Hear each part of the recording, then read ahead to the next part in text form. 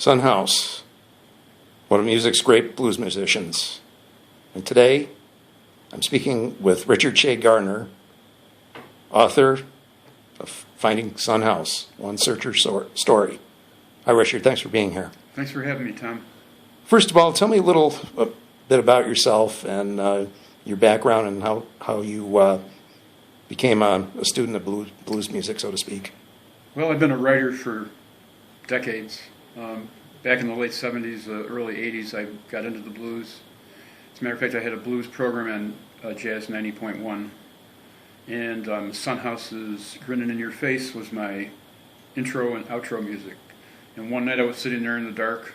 I was the last guy in the station, and I was shutting the station down for the day, and I'm listening to Son House, and I'm wondering whatever happened to Son House. This was 1981. So the short story is I wound up going to Detroit. I found him living there. And Mark Sampson and I went there. I interviewed him and did a story for Upstate Magazine. And back in 2011, when Dan Beaumont was researching his book, Preaching the Blues, The Life and Times of Son House, he interviewed me because he knew that I had gone to Detroit. And in the interview, he asked me why I went to Detroit. And when the book came out and I read the part in the book where he asked me that, I didn't like my own answer to his question. So I sat down and decided I was going to answer that question the way it should be answered. And so I wrote Finding Son House, One Searcher Story. That came out in 2015. Talk to me a little bit about some of Son House's demons and some of the addictions that he battled and demons, yeah. That type of thing. Well, as we talked about earlier, Son grew up black in the South in the 1920s and 30s. Those are a couple of demons right there. He was an in-demand tractor driver, which kept him out of prison on at least one known occasion. But Son was also a terrific alcoholic. Probably underscoring all of that was his fear of dying and not knowing whether he was going to heaven or hell. And even in his life, he kind of went back and forth between those two things. He was a minister for several years before he became a blues musician. And when he was a minister, he cursed and damned blues musicians, but when he became a blues musician, he became a notable blues musician. There's one part in the book about a famous trip to Memphis, to New York City in a Volkswagen. Yeah, that wasn't me. That was Dick Waterman, Nick Pearls, and Phil Spiro. They left New York City in search of Son House. That was 1964. There was a renewed interest in old blues people. And during those times, Dick Waterman found Buka White, Lightning Hopkins, Mississippi John Hurt, Skip James, Arthur Crudup, Junior Wells, and J.B. Hutto, and actually found Bonnie Raitt and brought her out of the nightclub circuit into recording. But he wanted to find Son House, and Waterman, Pearls, and Spiro wound up driving through 14 states looking for Son House, only to wind up back in the state they had started out with and found Son House living in Rochester, New York. Fascinating. Yeah. Speaking of someone who actually had the good fortune to meet Son House, what do you think his assessment of today's music would be? I think Son would be open to almost any kind of music, from calling and stomping and clapping in the cotton fields to the most advanced electronic music. He might roll his eyes a little bit at some things, but when Son was living in Rochester, he used to perform with a lot of young musicians. It wasn't the old guys that he performed with, it was young guys, people young enough to be his children.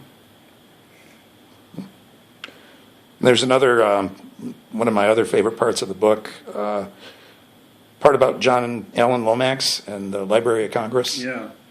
Actually, it was John Lomax worked for the Library of Congress. His son, Alan Lomax, who did research for the library, recorded Son House in the Field in 1942. And those 1942 recordings for the Library of Congress and 1923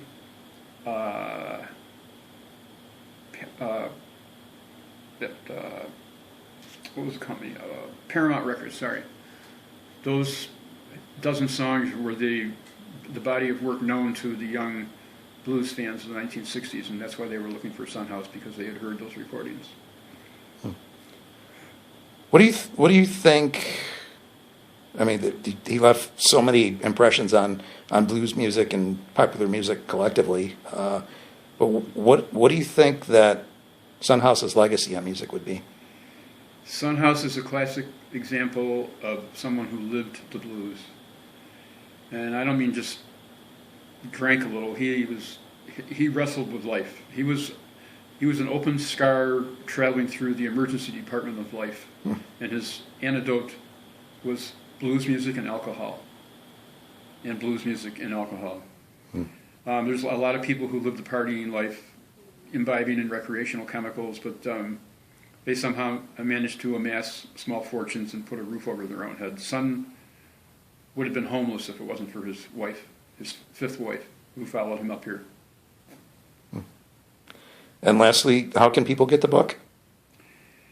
Well, I wanted to say one other thing that we talked about before this.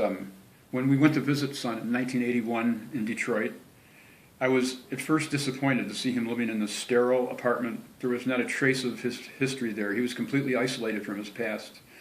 His tiny apartment was as clean, sterile, and devoid of personality as a doctor's examination room. And when I left there, I was kind of disappointed in that. But after a while, I realized that unexpected situation in which I found Son was actually a gift. Mark and I got to see Son not when he was drunk, not when he was performing, not when he was in a venue where there was people partying and smoking and clapping and cheering. He was with his wife. He was as interested in seeing us, I think, as we were interested in seeing him.